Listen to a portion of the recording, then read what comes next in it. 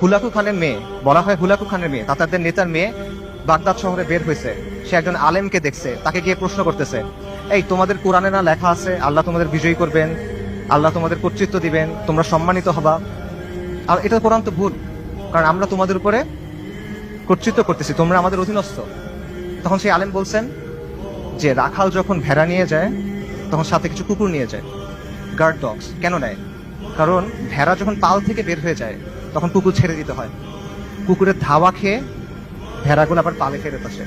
তোমরা তাতাররা হলো এই কুকুর, আল্লাহ তোমাদেরকে পাঠাইছেন কারণ আমরা দিন থেকে সরে গেছি। তোমাদের ধাওয়া খেয়ে আমরা দিনের দিকে যখন ফিরবো তখন যিনি তোমাদের ছাড়ছেন তিনি তোমাদের আবার বেঁধে ফেলবেন। সুবহানাল্লাহ।